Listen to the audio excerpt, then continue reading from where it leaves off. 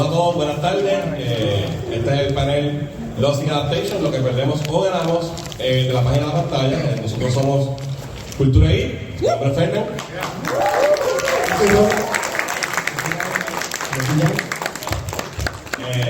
Nuevamente, gracias a la gente de Comic Con por invitarnos a tener nuestro tercer panel aquí en el evento.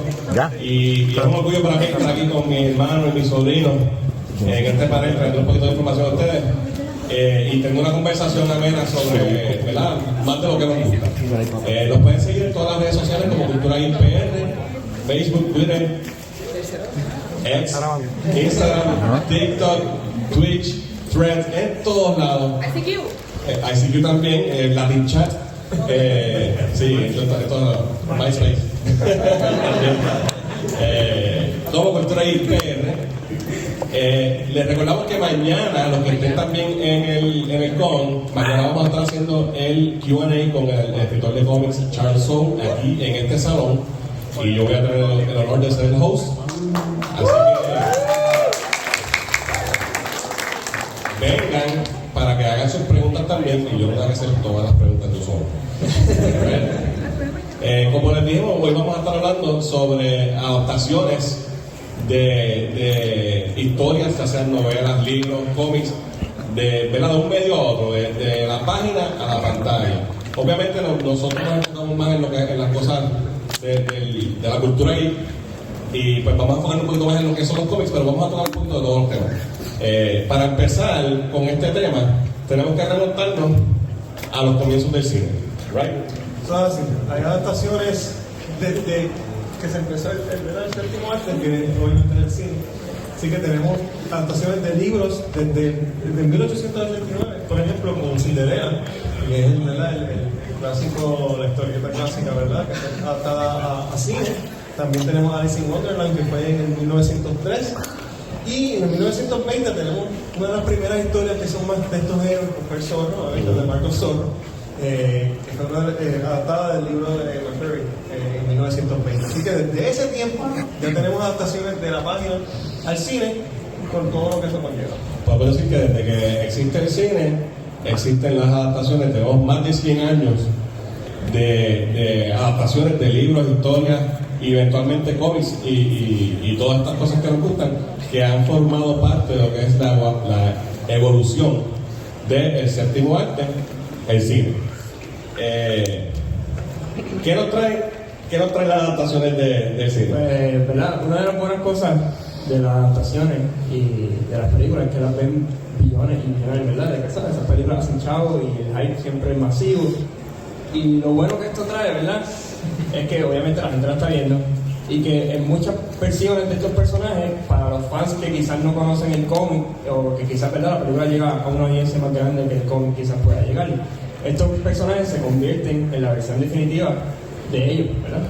Todos somos fans de la cultura geek y de los cómics y de las películas, así que sabemos que vienen de todo tipo. ¿Alguien me puede dar un ejemplo de una adaptación buena? Esto es interactivo, gente, tienes que participar. Lord of the Rings, sí. Lord of the Rings, buenísimo. Harry Potter por acá. Harry Potter. ¿Quién más? Allá atrás. Pompey. ¿Cuál? Pompey. Pompey. Ok, ¿y qué tal una adaptación mala, pésima? Rápido levantan las manos. Flash dice Juan. Flash. Ready Player One. Ok. Percy Jackson 2. Green Lantern. Percy Jackson. Es verdad. You're so crazy. Yes. ¿Y qué tal una que es mejor que El material original. sí, que superó el cómic o el libro? Guardians of the Galaxy. Correcto. Buen ejemplo. The Iron Giant. Iron Giant, buena también. House All right. Moving Castle. ¿Cuál? House Moving Castle. Eso es la de La de Ghibli. Ya. Pues sí, todos esos son ejemplos de películas que hemos tenido que han sido bien hechas, bien recibidas. Algunas son más flojitas y otras han sido hasta han superado el material original. Para repasar algunas de las adaptaciones que tenemos y los tipos de adaptaciones que podemos tener, o los tipos de resultados que podemos tener con estas adaptaciones. Por ejemplo, tenemos adaptaciones que son bien fieles al material original, como 300, que es prácticamente el cómic en la pantalla. O tenemos adaptaciones que, aunque sí hacen algunos cambios, la idea, ¿verdad? El grosor de la adaptación es bastante fiel al cómic, como lo es la serie animada de Invincible o la película de Scott Pilgrim. No son adaptaciones one by one, pero sí, en overall son buenas adaptaciones que adaptan bastante fielmente el material. Tenemos adaptaciones con algunos cambios fundamentales o cambios que por tiempo o por espacio que no se pueden hacer, pero que también funcionan. Por ejemplo, la adaptación de Watchmen para mí es una excelente adaptación que tiene un cambio bien grande en una parte bien importante de la historia, pero para mí funcionó y se puede discutir que está mejor. Harry Potter también es una adaptación de 7 libros, right? 7 libros. Obviamente no todo va a caber y hay que hacer, ¿verdad? Eliminar algunas cosas, pero overall como serie de adaptaciones funcionó muy bien. O tenemos también películas como Spider-Man, las primeras de Spider-Man, o podemos decir la serie entera, que no necesariamente adaptan una historia como tal, pero capturan la esencia del personaje, la esencia de muchas de estas historias. Esas son adaptaciones con cambios que funcionan. Tenemos adaptaciones que cambian prácticamente todo y hasta superan, ¿verdad? Se puede discutir que superan, no necesariamente todo el mundo va a tener la misma opinión, pero en mi opinión, la serie de The Boys es 1000 veces superior al cómic. Y Umbrella Academy también es completamente diferente y a mí me gusta más también que cómic. Esto, ¿verdad? Cada cual puede tener su opinión sobre esto, pero son ejemplos que tenemos de a veces no tiene que ser completamente fiel, a veces podemos mejorar sobre el material original. Hay adaptaciones que tratamos una y otra vez de adaptar una historia y fallamos, como es el caso de el Dark Phoenix Saga, que tratamos de 2-0 en el cine. Sunday. Fuera. Eso no quiero decir eso, pero la animación de eso es. Sí. Fallamos dos veces en el cine con The Last Stand y Dark Phoenix, pero en la serie animada de X-Men lo adaptaron muy bien. Son, ¿verdad? De 3, no, de 3, 1. De 3-1. Pero en live action sí. En live action sí, están de 2-0. Tenemos adaptaciones que son adaptaciones sobre el nombre, como es gran mayoría de las películas de Marvel que le ponen el nombre de un cómic para que la gente diga, mira, van a adaptar este cómic, cuando viene a ver la historia es completamente diferente. Solamente están los mismos personajes o algunos elementos de la historia, pero es otra cosa. Y en esta misma slide podemos ver que algunas funcionan porque Civil War nadie va a discutir aquí que es una mala película, sin embargo Secret Invasion fue un desastre. Tenemos adaptaciones que son malas y punto. ¿Quién aquí es fan de alguna de estas películas aquí? Fantastic Four, Fantastic. Bueno, Batman Robin es peculiar. Exacto. Esa película tiene su exacto. Esa es otra categoría. Catwoman fue un desastre, no tiene que ver nada con el personaje realmente. Dragon Ball Evolution fue una falta de respeto al material original de Dragon Ball. Y por supuesto, la peor película de todos los tiempos, habida y por haber, Thor, Dumb and Dumber. Desastre total. No existe película también. Buena película. No, sí. Fíjate, sí. Alright, entonces, algunos cambios que tenemos en películas que no necesariamente es que cambien la trama, sino que son cambios que maybe debemos hacer porque tenemos quizás personajes problemáticos o cambios en cómo la cultura moderna ve algunas cosas. Por ejemplo, en la película de Shang-Chi tuvimos el cambio que se hizo con el personaje de Fu Manchu, que es el padre de Shang-Chi en los cómics y es un personaje con un estereotipo, o sea, feo, igual que era el personaje de Mandarin en los cómics de Marvel. También, como pueden ver en las imágenes, son estereotipados. Ellos mezclaron estos dos personajes y hicieron ¿verdad? Lo trabajaron de una forma que es más socialmente aceptable. Muy bien, diría yo. Y muy bien también, sí. Aparte de algunas cosas de esa película que me gustaron, pero eso es el Los Pokémon de film. a veces se encocotan de la primera, pero después se redimen, como es el caso de Deadpool en la película de X-Men Origins Wolverine, que fue un desastre, una cosa que nadie entiende por qué lo hicieron así. ¿Cómo tú le vas a coser la boca a Deadpool, que es conocido por todas las cosas que dice? Y bueno, nuevamente después tuvimos ¿cómo se llama? Redemption. Falta de Deadpool con Ryan. que James Gunn cante a Ryan Reynolds de Green Lantern otra vez. Eso sería un palo. Algunos dirían que no hay nada que redimir ahí. Algunos, pocos. A veces también se cocotan después que van bien, como fue el caso con Game of Thrones. Esto es que se quedaron sin el film. Se quedaron sin gasolina porque se les acabaron los libros para adaptar. Esto también es un buen caso para ver cuando no estás adaptando o quieres ir más allá de lo que del material original. Lamentablemente, pues la serie llegó a las novelas todavía no ha salido la próxima y ellos tenían que terminar el show, pero la baja en calidad fue palpable y mucha gente se terminó bastante con el tema. Exacto. Ok. ¿Qué ganamos y perdemos entonces? ¿Verdad? Tenemos un ejemplo de los tipos de cosas que suceden con estas adaptaciones. ¿Qué es lo que ganamos y perdemos entonces cuando tenemos adaptaciones del libro, del material original, a la pantalla? Vamos a empezar primero con lo que es el espectáculo visual, ¿verdad? ¿Qué ganamos y qué perdemos cuando hacemos este tipo de adaptación? Por ejemplo, ver a Superman volar en live action, ¿verdad? Como fue en 1978 con Superman the Movie, que el mismo tagline de la película lo decía, You Will Believe a Man Can Fly, y lo vimos. Eso es un buen. Cuando la adaptación se hace de esta manera. Ver a Wolverine con sus claws, Spider-Man Swing y todo eso es excelente, y eso es una de las cosas que ganamos. Es un excelente win cuando tenemos esas adaptaciones en lo que es espectáculo visual. ¿Qué podemos perder? Pues la imaginación del que crea el cómic. Puede hacer lo que quiera en la página, puedes dibujar lo que tú quieras, puedes hacer.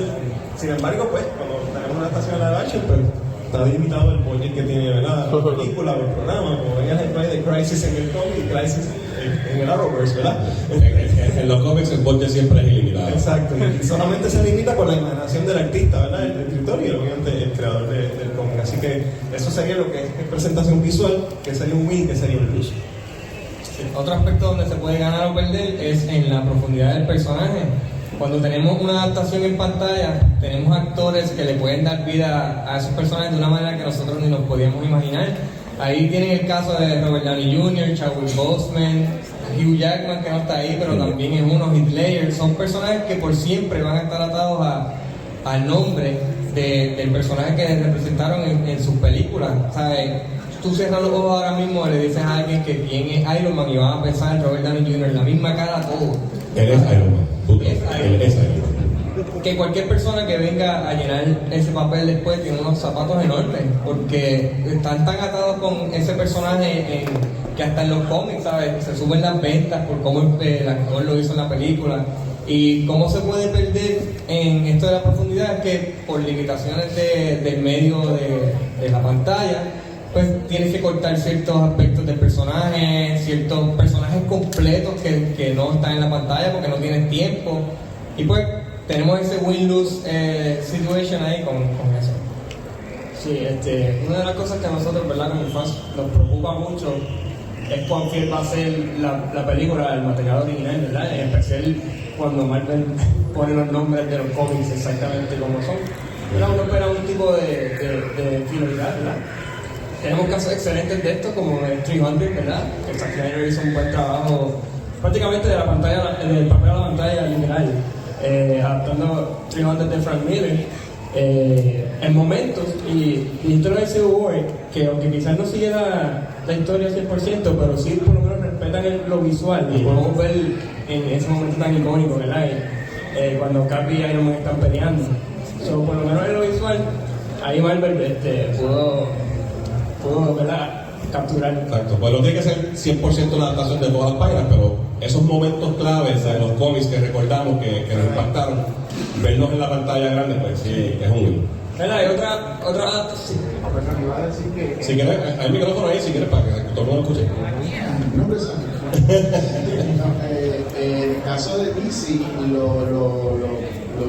películas que ellos hacen animadas, son bien fieles a las películas. Lo vas hablando, por ejemplo, de Crisis, y ahora mismo están sacando una trilogía de Crisis, ya mencioné una segunda parte. Sí, son 3 partes. Brutal, y están usando básicamente muchos otros, y hablando de cómo lo mejoran, cómo lo adaptan a tiempos mejores y pueden escribir cosas tan mejor que dar un poquito estricto cuando lo escribieron originalmente.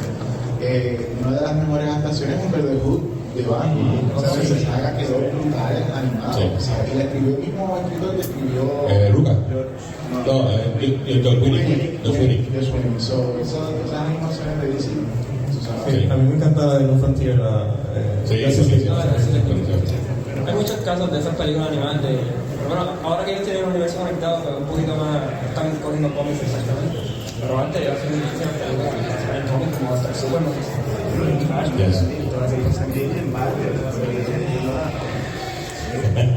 Hola, estoy hablando antes del MCU, pero ya se acuerdan que a principios del siglo ellos adaptaron The Ultimates y fue frame by frame y era una animación preciosa. Claro, la desaparecieron cuando empezaron a hacer el MCU, pero ellos... Y si te fijas, hay un trend aquí que usualmente cuando son adaptaciones en animación van más fieles al cómic, ¿verdad? Porque es un translation más fácil y eso lo vemos todos los días en anime.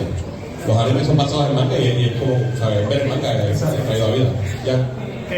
Una adaptación que difiere bastante del source material y que me estuvo curioso que no la mencionaran y que a mucha gente le gusta es Constantine. Es totalmente diferente a lo que Estuvo en el borrador, no llegó al Final Cut, pero sí, es verdad. Y a mí me encanta. Como la secuela. O actores, hablaron de actores. Que nunca pasó. Y Momoa cambió Lo cambió totalmente a lo que...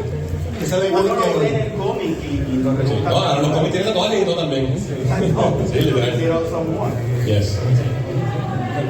Ok, pues, ¿verdad? Les di un ejemplo ahí de 300 porque es un excelente ejemplo de algo bien hecho y que respeta el source material, pero tenemos claramente otros casos que no es así, como lo fue, ¿verdad? Que hubo uno que le mencionamos, pero ¿quién se acuerda de esa película de Jack de Steve? ¿Cómo así? Aún así, no es peor que Thor Love and Thunder. Y te van a los palos. Y verdad, de New Mutants que tampoco fue muy buena que digamos. No, pero bueno, estamos viendo cómo adapta, como adaptación.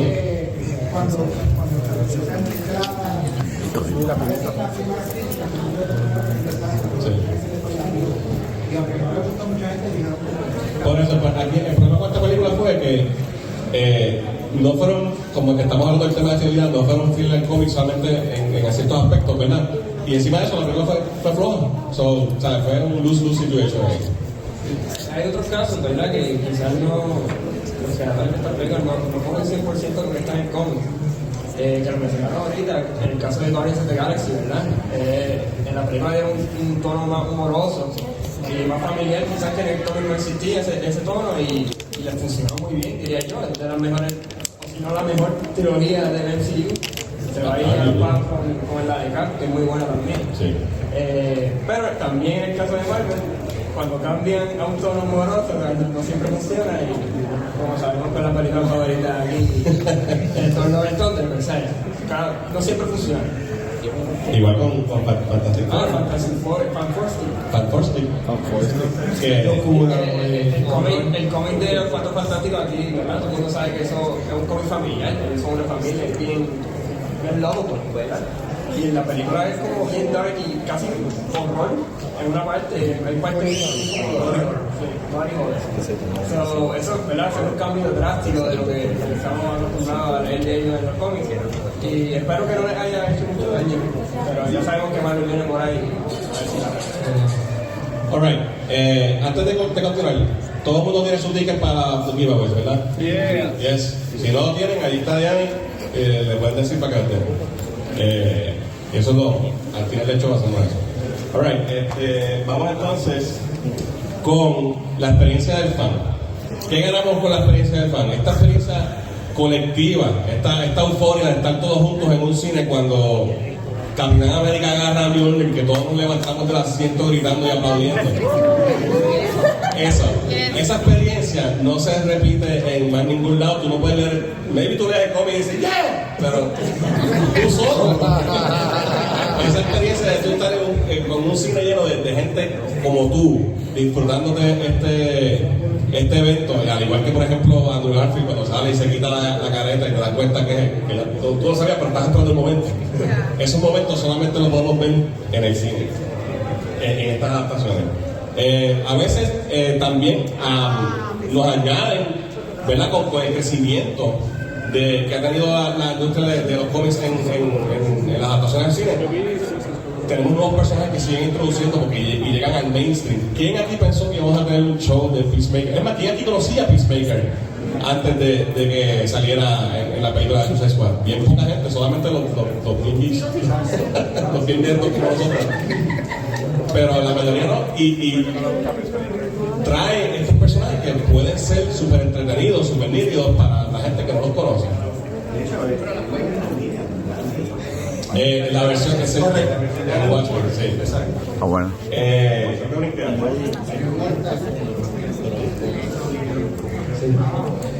Sí. Entonces, lo que podemos perder en este caso, ¿verdad? Para la experiencia del fan, es que a veces estamos tan pompeados por esta película que viene de mi historia favorita y estoy, ¿sabes? Thor Love and Thunder va a estar brutal. Dice Flash por ahí, ¿cuándo está con Flash? Como yo con Thor Love and Thunder. Y cuando vas al cine y te encuentras que lo que tienes es un desastre, pues, ¿verdad? Todo tu corazón se destruye. Pues esas cosas también, ahí es donde perdemos algo. Vale. Se te quedó una, Wonder Woman 84. También, esa también. Justin Lee del 2017. Sabía que me iba a salir con esa. No esperaba. Ángel. Yo fui tan entusiasmado a ver a Madame Web es un caso interesante.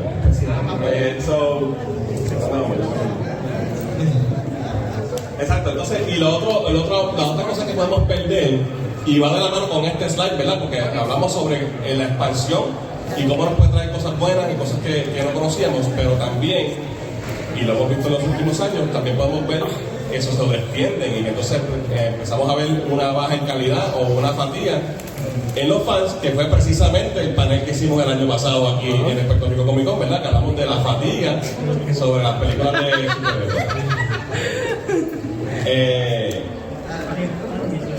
Ahora, la persona que Ok. Ya lo dije al principio, pero para mí, ¿verdad? Lo más interesante e importante que traen estas adaptaciones es que en su mayoría, para bien o mal, depende del caso, ¿verdad? Pueden cambiar para siempre ese personaje. Hay muchísimas cosas que han surgido en adaptaciones que luego, por ejemplo, si es un cómic, el cómic lo adapta, ¿verdad? O lo coge como suyo. Y no surgió del cómic, sino que surgió de alguna adaptación. Sobre todo esto pasa mucho. Y es una adaptación más fascinante. Estoy seguro que todos ustedes recuerdan la escena en Superman The Movie cuando Superman le hace una apuesta a Pennywise de que va a llover al otro día y después va por la noche, se va a desviste de Superman, va al cielo, mueve las nubes y para ganarle la apuesta. ¿Se acuerdan de esa escena, verdad? De Superman The Movie. Bueno, ¿se acuerdan, no? Eso no pasó nunca en Superman The Movie. Es verdad, no pasó. Pero sí está en el primer draft de Mario Puzo de Superman The Movie, el primer draft antes que fuera revisado por Richard Donner y Mark Woods. Eso está, y un montón de otras cosas más que iban a estar en esa película original según fue escrita por el escritor del Godfather. O sea, vamos a repasar esto. En la versión original del libreto de Superman The Movie, Superman hace una apuesta de que iba a llover al otro día y de noche se iba para el cielo y movía las nubes para que lloviera. No existía el Daily Planet, trabajaba en WGBS, que era una televisora. Lois Lane era la Weather Girl, la que daba el tiempo. Era el reportero de televisión. O sea, imagínense si no hubiese llegado Richard Donner con su lema de verisimilitude, ¿verdad? Que la historia tiene respeto y que el personaje merece respeto. ¿Qué versión de Superman hubiésemos tenido en el cine? Y probablemente hubiese sido la última película de Superman que se diera. Porque hablamos de Madame Web y de Morbius. ¿Nunca te van a hacer un nuevo de Madame Web? No. ¿O alguna película otra de Morbius? No. Vamos a la tercera de Venom. Que Venom hizo chavo. Bueno, eso chavo. Es verdad. Pero si la adaptación no es buena, puede para siempre entronchar, ¿verdad? Posibles futuras adaptaciones de este personaje. Y pues eso hubiese podido haber pasado con Superman en ese momento. So, Superman The Movie pudo haber sido Madame Web. Exactamente. Qué bueno que me pasa.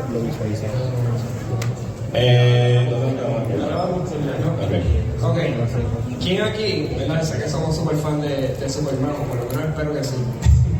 ¿Quién aquí me puede describir el look del Fortress of Solitude de Superman? El Fortress. Frío, cristales, hielo. Pues eso lo viene de los cómics, ¿sabes? Originalmente, sí, en la nieve, pero Superman tenía que usar esta llave gigante, solamente podía cargar para abrir el Fortress, ¿verdad? Eso de los cristales fue introducido en el 1978, Y una F. en películas lo mando mucho. Así que para que ustedes vean cómo, ¿verdad? Y ese es el estándar del Fortress. Se convirtió en Así que se lo conoce. De hecho, la criptonita de los ¿Cómo? ¿Cómo llegar a eso? Vamos para allá. Voy a tirar una copia del libro. Adelante. Ellos cambiaron eso ahora. Ellos cogieron un papel más denso que una llave pequeña, pero que no sí. se puede levantar. En All Star Superman se ve. Exacto. ¿Y quién me puede decir qué significa la S de Superman? ¿Qué significa? Esperanza. Sándwich. Sándwich. Aquí tiene hambre. Snyder.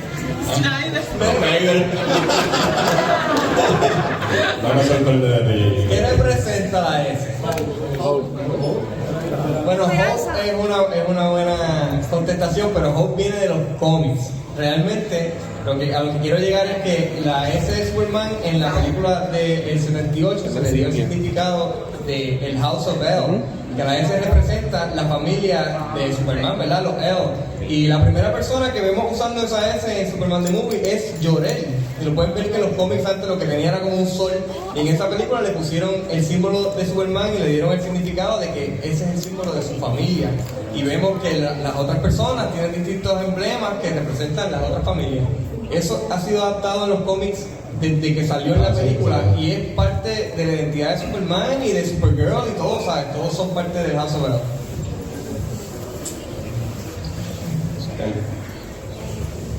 Bueno. ¿Digo yo? Ok, dije ya.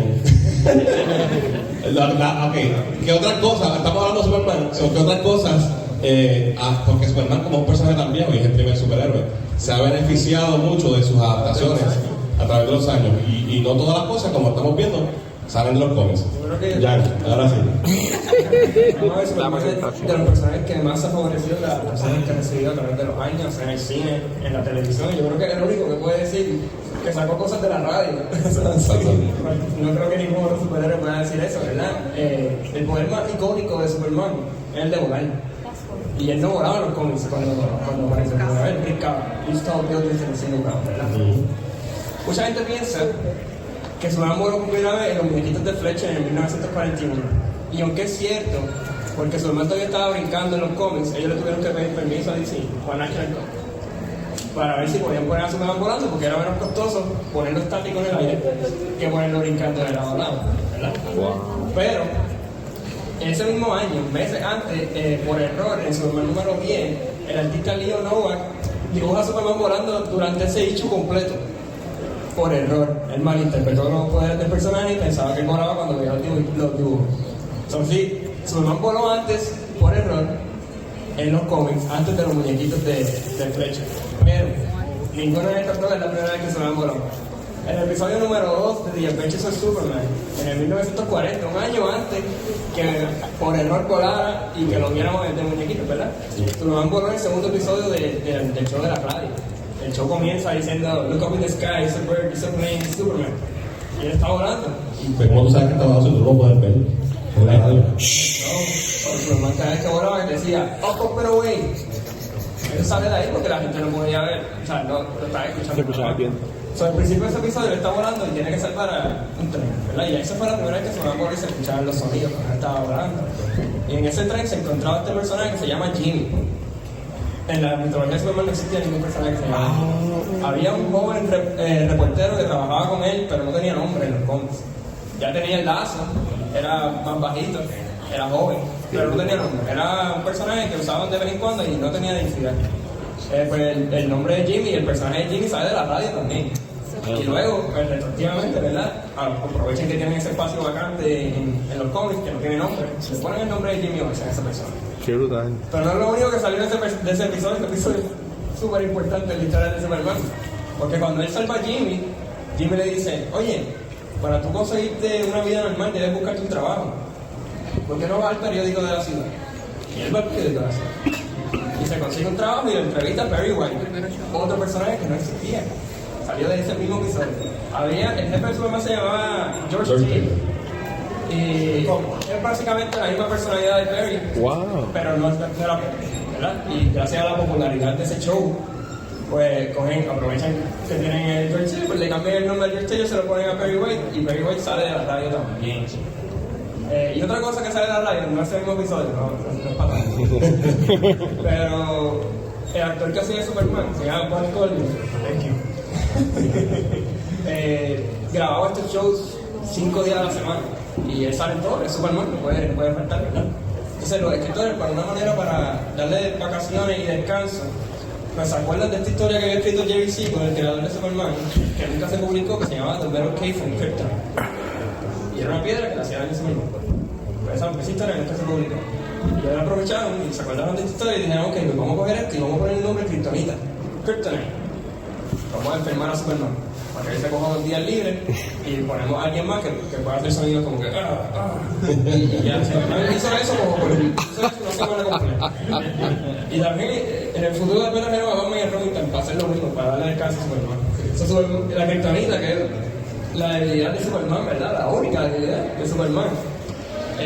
Se radió del show de la radio y solamente para darle descanso al actor que estaba haciendo él. O sea, es increíble que tantas cosas que Superman tiene salieron de la radio.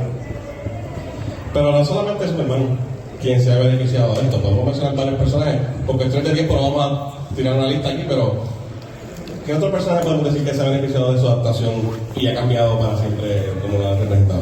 Bueno, uno que está bien pegado ahora mismo porque tuvieron una película animada el año pasado, son las Tortugas Ninja, que desde los colores de las máscaras hasta la personalidad, que es el inteligente, el líder, el rudo, el payaso, todo eso viene de la serie animada, porque en los cómics pues, eran blanco y negro, todos tenían la bandana roja y eran todos básicamente la misma tortuga. Y todo eso que ahora mismo esos son los personajes que todo el mundo conoce, ¿verdad? Eso viene de la serie animada, eso viene de Sonic. Hasta la obsesión con la pizza también. Sí, todo eso viene. ¿Qué otro personaje? Bueno, si hablamos de Superman tenemos que hablar de Batman, ¿verdad? Hay que hablar de Es Batman. otro de los pilares de los superhéroes y uno de los más longevos de todos los personajes, ¿verdad?, que seguimos. Y Batman también se ha beneficiado bastante de las adaptaciones que ha tenido. Batman 66, que todos la conocemos, esa serie, ¿verdad?, tan famosa de televisión de 1966, nos da un personaje muy importante hoy que no existía en los cómics, que es Batgirl, que sale por primera vez en el show de televisión y no viene del cómic. En el cómic había habido una Batwoman en el Golden Age, pero se había dejado de usar, no era Barbara Gordon, no era el personaje como tal lo conocemos hoy, viene de la serie del 66. Otro personaje que se beneficia también, Mr. Zero se llamaba en el cómic originalmente cuando salió el Silver Age, pero en la televisión le pusieron Mr. Freeze y ese fue el nombre que se quedó, ¿sabes? Y la personalidad y el look más o menos que tenía el personaje, pues se quedó ese más icónico y ese conocemos hoy, aunque con unos cambios que vamos a ver. ¿Qué más tenemos ahí? Ok, Batman The Animated Series, 1980, ¿verdad? 92. Está tranquilo. Harley Quinn, uno de los personajes más populares hoy día de DC Comics, no salió de DC Comics, salió de la serie animada de Bruce Lee y Paul Dini. Así que imagínense, han salido más películas que muchos personajes más famosos, más longevos y más conocidos. Y entonces lo que estaba hablando de Mr. Freeze es el show de Adam West lo trae, le cambia el nombre, pero la versión definitiva, cuando vemos este episodio en que le da el gravitas al personaje, que es un científico que está tratando de salvar a su esposa, que tiene un accidente tratando de salir, le da una dimensión totalmente distinta a ese personaje, y eso viene de la serie animada, tampoco viene del cómic. Y se quedó. Y esta es la versión definitiva hoy de Mr. Freeze. Tan así que pues, fue adaptada en la película, ¿verdad?, Batman & Robin, más o menos. Y tuvo una película animada, full length movie, Sub-Zero, ¿verdad? Se llama Sub-Zero. Incluso los otros días en los Oscars, cuando salió el gag con Arnold y Danny DeVito, él dice, me ganó por mi debilidad, amor. Exacto. Y eso viene del show de animado de los 90. La versión definitiva de ese personaje hoy viene de la serie animada. Estamos viendo, ¿verdad?, cómo las adaptaciones aportan, cambian o mejoran y traen Hacen daño. o hacen también y traen nuevos ojos a este material que tanto nos gusta. Sin embargo, cuando llegamos a este punto en la presentación donde vamos a hacer un pivot, porque haciendo este research nos surge una curiosidad o algo que creo que debemos discutir también, y es específicamente por el caso de Mr. Freeze. Nos abre una caja de Pandora que podemos tratar de destapar un poquito aquí y ver la opinión de todos ustedes. Como mencionó Rolly, Mr. Freeze comienza como Mr. Zero. En la serie de Batman le ponen Mr. Freeze, le cambian un poco el look, y en la serie animada pues tiene de verdad su backstory, y esto nos puso a pensar: ok, Mr. Zero, Mr. Freeze del 66, Mr. Freeze de los 90, Mr. Freeze hoy día. ¿Quién creó a Mr. Freeze? ¿Lo creó el que escribió el cómic original cuando era Mr. Zero? ¿O lo crearon los escritores de la serie de Batman? ¿O fue Paul Dini? ¿Quién merece el crédito? Aquí, este pensamiento nos cambió un poco el enfoque de la discusión, porque nos parece algo bien interesante que podemos discutir sobre esto. Por ejemplo, aquí todo el mundo sabe que el universo de Marvel lo creó Stan Lee y Jack Kirby en su gran mayoría. Sin embargo, muchos, ¿verdad?, de los aficionados a estos temas saben que hay discordia entre los fans, entre los mismos creadores, sobre quién creó qué. Y aquí, ¿verdad?, siéntanse en la confianza de opinar de lo que ustedes quieran. Por ejemplo, Jack Kirby y Stan Lee crean la gran mayoría del universo de Marvel, pero hay cosas que tú puedes ver, depende de qué equipo tú seas. Si tú eres Team Kirby o Team Stan Lee. La gente de Team Kirby dice que una vez Jack Kirby se va de Marvel, las creaciones de Stan Lee como que pararon, bajaron. Kirby siguió. Otra forma de verlo es si eres Team Kirby, como yo. Personajes de Marvel como Thor, Kirby ya los había hecho antes en DC Comics y en el mismo Marvel Comics antes de la era de Marvel. Exacto, cuando era Tiny. Este issue de Adventure Comics número 75 tiene un villano que claramente lo dice, que es Thor.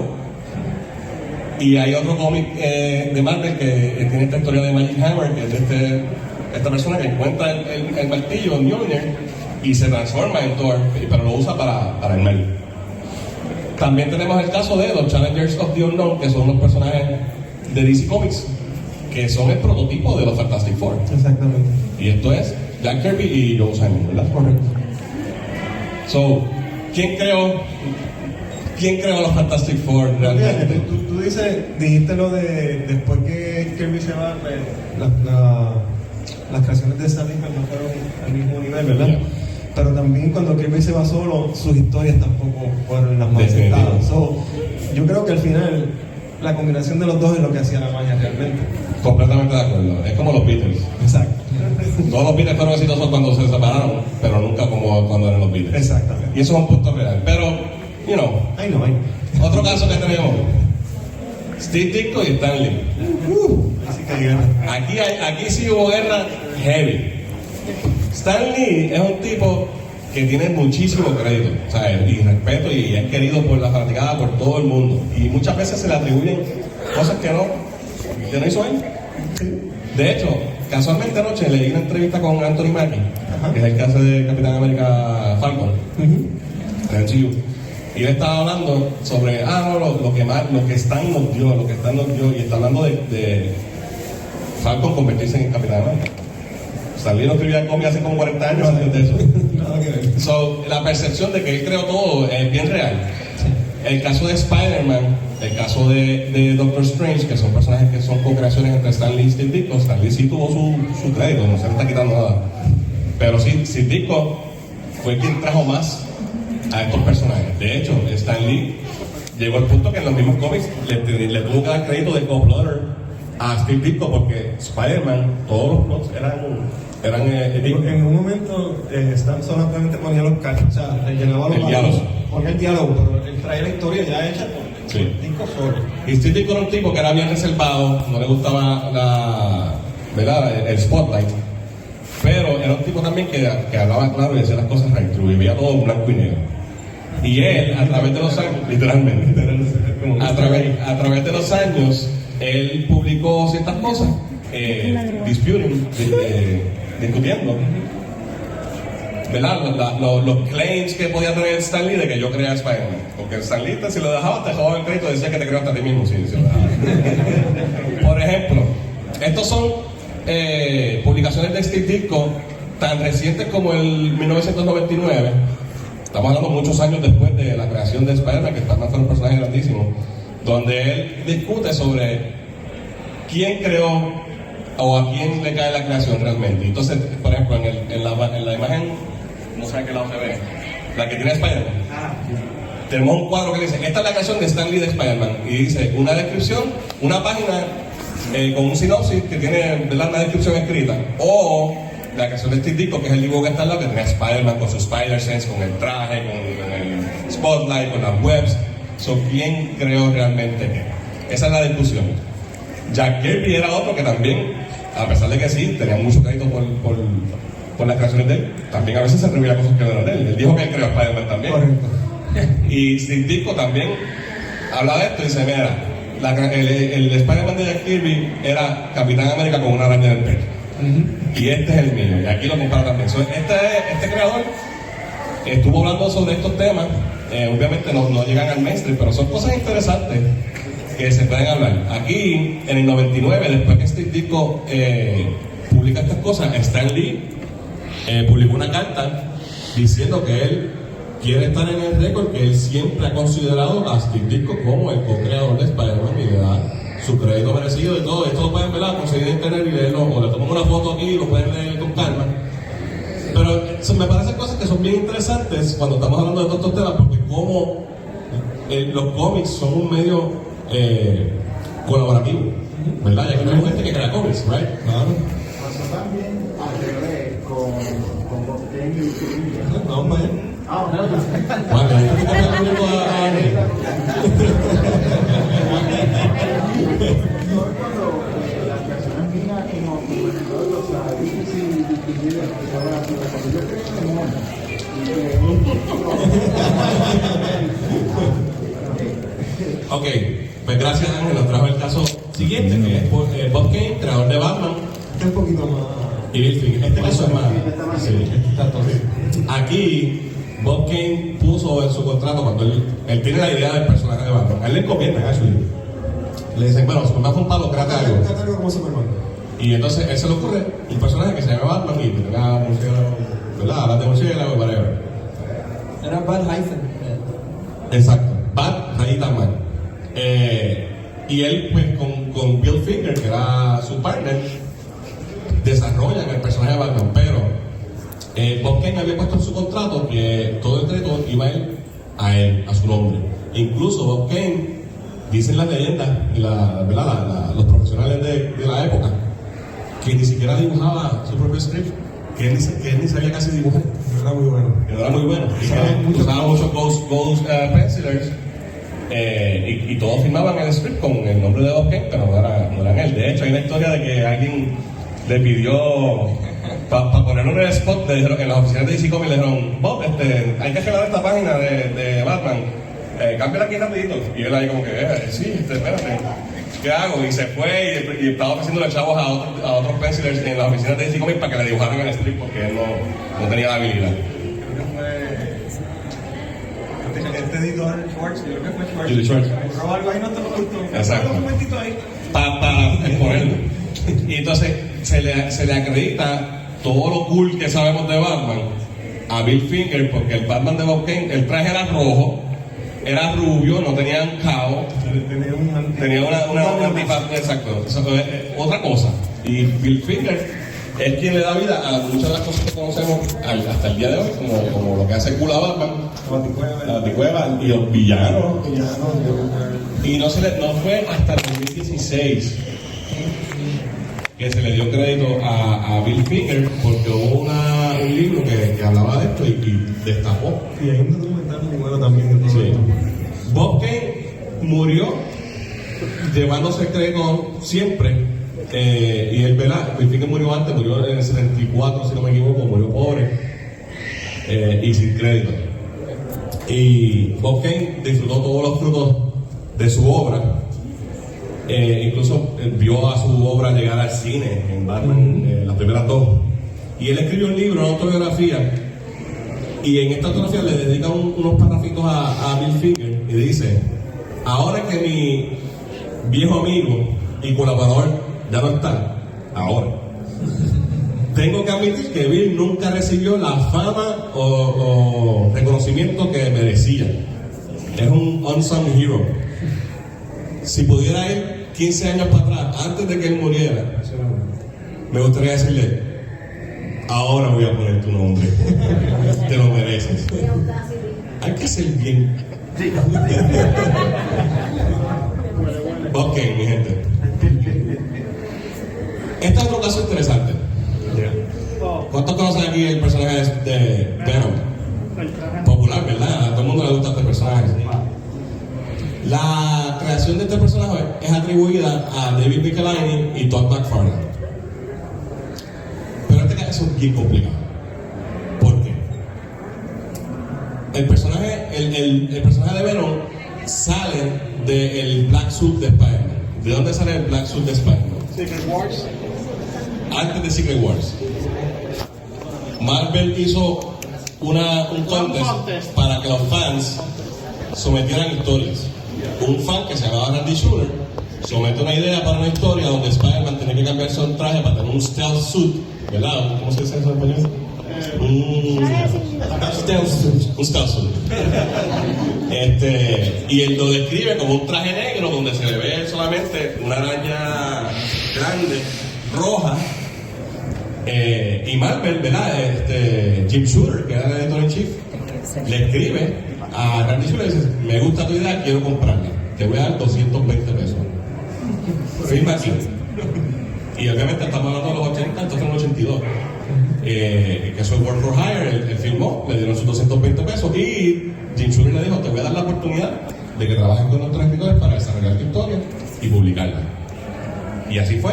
No se publicó, pero sí, él trabajó con Tom DeFalco, que terminó siendo editor en chief de Marvel después de Jim Shooter. Y desarrollaron la historia. No pasó por la razón que haya sido, pero es bien curioso pensar que el traje de Spider-Man que nos trae eventualmente al personaje de Venom lo hizo un fan y lo envió a Marvel por correo. O sea, no era un profesional, no era un artista, no era un escritor, era un fan. ¿Qué pasa después?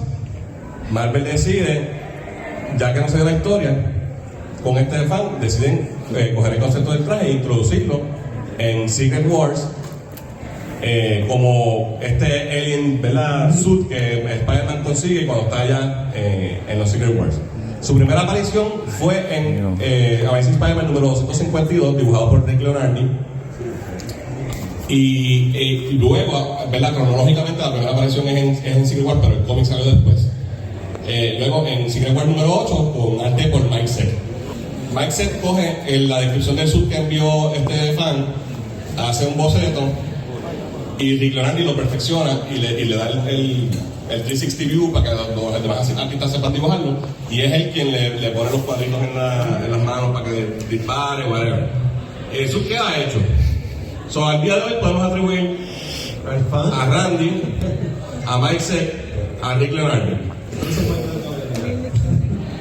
Pasa el tiempo, el suit de Spider-Man se gusta, porque al principio la gente, los fans no lo querían, y entonces ellos se inventaron la cuestión de que era un alien simple que quería quedarse permanentemente con Peter.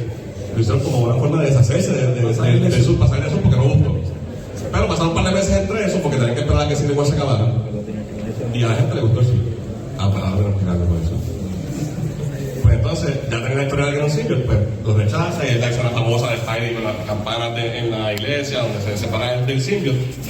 Y después Black Cat, que era la jefa de Spider-Man hace tiempo, le cose un traje de tela, Phyllis Hardy, le cose un traje de tela que es negro, normal. en ese tiempo, el escritor de Web of Spider-Man, que era David Michelinie, decide evolucionar la historia del symbiote, que se quedó solo. De hecho, al final de esa historia, el symbiote ni siquiera odia a Spider-Man. Se da cuenta que Spider-Man lo rechaza y después que se separan, lo esconde a Peter porque Peter queda inconsciente. Sobre él lo salva, como quien dice. Eso es un retcon, porque después cuando él se une con Eddie Brock, es porque los dos odian a Spider-Man. David Michelinie estaba trabajando esa historia donde Venom no iba a ser Eddie Brock, iba a ser una fémina. Y él estaba introduciendo poquito a poco ese personaje. ¿Cómo lo hizo? En Web of Spider-Man número 18, que es esta parte donde ven aquí con el tren, Peter está esperando el tren y de momento alguien lo empuja y él cae en las vías. Obviamente es Spider-Man, tiene buenos reflejos, sale y el tren no le da. Pero su Spider-Sense no se activó. ¿Por qué? Porque Venom no activa el Spider-Sense a Spider-Man. Eso es parte de su poder. Obviamente esto es antes. Él estaba dando hints de que había alguien con el symbiote ya. Pero si te fijas, esa mano no es la mano de Eddie Brock, porque Eddie Brock es un tipo grande y fuerte. Eso es una mano más sutil. Él iba por el lado de que iba a ser una fémina. Vamos a añadir entonces a David Michelinie a los creadores de Venom. Después de esto, David Michelinie lo mueven para Amazing Spider-Man y poco después mueven a Todd McFarlane para Amazing Spider-Man. Todd es una superestrella, todo el mundo aquí ama el arte de Todd McFarlane y él dice: yo quiero dibujar a Spider-Man, pero a Spider-Man con el traje clásico. Y entonces acelera una historia de Venom que Michelinie estaba trabajando por el capricho de Todd de que quería dibujar a Spider-Man con el traje clásico, y crean entonces al personaje de Venom como, ¿verdad?, con esta historia que todos conocemos, Eddie Brock, el periódico, la cuestión. Cuento largo corto. Randy Shooter, Rick Leonardi, Mike Zeck, David Michelinie, Todd McFarlane. Podemos incluir hasta Jim Shooter, que fue el que compró el santo. ¿Quién creó a Venom? Es algo bien curioso. La forma en que Marvel y DC dan crédito es en la primera aparición. ¿Quién lo trabaja? ¿Quién lo escribe? ¿Quién lo dibuja? Ese primer dicho. Y ese... pasó algo aquí.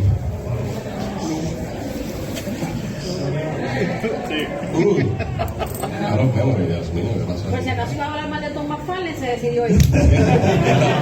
¿Y eso que no dije lo que iba a decir? Déjame ver. ¿Cómo estamos en tiempo? ¿Estamos ahí? Ok, pues espérate. Ya estamos acabando. Este tema me pareció... Sus pasiones. Ok, déjame ver esto aquí. Estamos en vivo, mi gente, ¿sabes?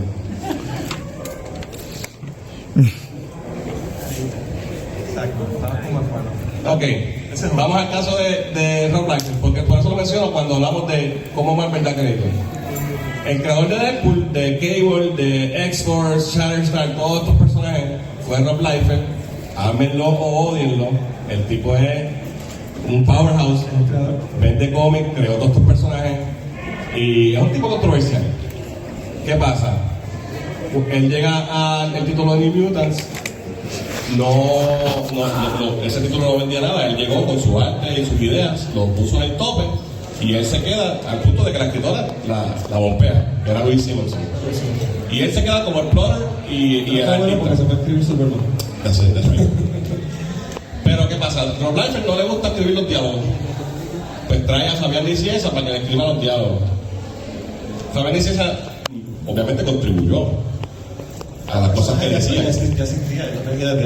Pero él venía con otros personajes, escribió personajes. Sin embargo, Fabián Nicieza cobra dinero, royalties, cada vez que Marvel usa Deadpool para algo, porque él fue quien hizo los diálogos en ese cómic. Porque ya la historia estaba y sí, que el diseño fue de Rob Liefeld y toda la idea fue de Rob Liefeld, toda la historia. Tuvo suerte. Son casos, ¿verdad? Que dicen, ¿será justo esto? ¿Quién lo creó? Y aquí voy a un caso que esto es personal y con esto nos despedimos. En el caso de Deadpool también está la parte de que la comedia... Sí, no, Joe Kelly. Sí, correcto. Exacto. Eso es otra cosa que ver. Aportó más que Nicieza, sin embargo no tiene el crédito. Correcto. Joe Kelly no cobra un chavo Exacto. Deadpool. Y la personalidad del Deadpool que conocemos hoy viene más de sus escritos que de Fabián Incidenza y él coge el co-creation. En el mismo live. Exacto. Sí. Exacto. Exacto. Entonces, este personaje que está aquí, la mayoría de ustedes quizás no lo conocen, pero es un caso curioso. Este personaje que está aquí, Guy Gardner, es el mejor Green Lantern de todos los tiempos. Y fue creado para Green Lantern número 59 en el 1967. 60 y algo. Y fue creado por John Byrne y Jill Kane, dos creadores de cómics, ¿verdad? Legendarios. Pero ellos crean este personaje como un plot device. Esto es una historia imaginaria donde Hal Jordan, que es el Green Lantern de la época, 60. Pues Hal Jordan tiene una historia donde los Guardians of the Galaxy le dicen a él que hubiese pasado si él no hubiese recibido la sortija. Y entonces ahí es que nos enteramos que cuando Avin Sur, que es el Green Lantern que le da la sortija a Hal, se estrella en la Tierra, él le pregunta a la sortija: consígueme un candidato que sea honesto y fearless, que son las dos cualidades que tenían que tener las personas para ser elegibles para el Green Lantern Corps, que me pueda sustituir porque me voy a morir. Y la sortija le dice: hay dos candidatos. Uno es Hal Jordan, que está en Coast City, acá en el área, en el West Coast, y el otro se llama Guy Gardner y vive en Baltimore. Y Avin Sur dice: pues ¿quién está más cerca? Porque me voy a morir. 68. Pues me voy a morir, así que coger más cerca, no pueden decirle algo, porque si no me voy a morir. Y entonces por eso es que Hal Jordan es Green Lantern. That's it, Estaba porque más estaba más cerca. cerca. Ah, sí. Eso es un récord. ¿Qué pasa? No te pongas. Esa historia fue un issue, y chévere, y al final Hal Jordan va a decir: qué cool, me gustaría conocerlo, y va a conocer a Guy, se hacen panas. Guy Gardner no sale más en el cómic más nunca, por años, hasta el próximo milestone grande que tiene Grant, que es cuando introducen a John Stewart en los 70s, que Neil Adams y Denny O'Neil. Exacto. Y traen a Guy Gardner para atrás para meterlo en un accidente, para dejarlo en coma, para que entonces haya una excusa para ponerte el nuevo backup Green Lantern, que era... Para quitar el O sea, para brincarle por dárselo a Stewart. encima de Guy. Ok, todo este cuento lo estoy haciendo para que vean la próxima parte y a quién va el crédito. Guy Gardner fuera, dos apariciones en cómics como en 5, 6, 7 años, y lo sacan para el lado. En los 80s ya John Stewart está establecido como un Green Lantern popular, Hal Jordan siempre, ¿verdad?, su título. En los 80, Steve Englehart y John Staton traen al personaje de Guy Gardner para atrás, lo sacan de la coma, le dan su look único, con un traje que más ningún otro Green Lantern tiene, con un recorte que nadie en el mundo tiene. Gracias a Dios, gracias a Dios. Le dan su personalidad de un tipo rock que no le come cuento a nadie, que tiene un chip on his shoulder, que es un dick. Y al día de hoy, Steve Englehart y John Staton reciben 0 crédito por lo que ellos hicieron por Guy Gardner, que era un personaje que a nadie le importaba, que lo trajeron de nuevo para meterlo en coma. Oye, va a salir en el cine. Y va a salir en el cine, en Superman Legacy, ¿verdad?, en la película nueva de Superman. ¿A quién se debe eso? ¿A John Byrne y Jill Kane o a...? Este Guy Gardner es totalmente... Bueno, pero- Guy Gardner es el nombre nada más. Lo que cambió es la personalidad, que era película. Esos son datos interesantes de esta... Y ¿verdad? Nos fuimos a un pivot horrible del tema de la conferencia, pero... ¿Alguien tiene, verdad? ¿Qué piensan ustedes de esto? ¿A quién se le debe dar crédito? ¿Cómo se puede saber quién lo merece? ¿O cómo estas adaptaciones aportan tanto y maybe nunca sabemos quién realmente? Podemos usar la misma analogía y lo que estábamos hablando de las adaptaciones. Por ejemplo, Donner añadió cosas al mito de Superman. Paul Dini, ¿sabes? No doy un sueño, es... Añaden al personaje y al mito, pero eso no puede ser. En conclusión, las adaptaciones son unsung heroes. En muchas ocasiones pueden cambiar la percepción de un personaje o de una historia, mejorarla o dañarla. Y muchas veces no vamos a saber a quién agradecer por esa adaptación. Estamos cortos de tiempo ya, ¿verdad? Si alguien tiene preguntas hasta el momento, hay micrófono al frente. Dímelo. Ok, so la pregunta es, ya que estamos hablando sobre lo que nosotros ganamos como fanáticos cuando se traduce de un medio a otro, quiero saber qué les parece a ustedes cuando es viceversa, porque lo hablamos mucho, lo mencionaron, que ¿verdad? En los casos donde el medio que en este caso es más popular ahora mismo es el cine, cómo se traduce esos elementos al cómic. Porque hemos visto que los personajes de los cómics han sido grandemente bien influenciados por las adaptaciones que están saliendo ahora. El mejor ejemplo es Momoa. Exacto, correcto. Me gustaría saber en qué instancia le funcionó esa adaptación o cuándo no le funcionó. En el caso mío, a mí no me molesta que se pierdan los calzoncillos. Bien calzoncillos, papi, siempre. Yo creo que un personaje que se benefició y que a mí me está gustando lo que está haciendo DC ahora con él es Peacemaker, que ahora está en todos los cómics. Y ahora, y Peacemaker John Cena, Si tú punto. ves a Peacemaker en los cómics, El John Cena hasta la cara se parece. sí, entonces le dan el personaje de Waller en todas las historias y Waller está en O sea, él todas. reemplazó a Rick Flag. Exacto. Exacto. Ya. Salimos de Combat, sí. ¿Alguien más tiene una pregunta? En el caso, esto fue más orientado a superheroes y toda la cosa, pero se pudiera argumentar que esto es así más, se ve más en los cómics por la cuestión de que los cómics son un medio visual.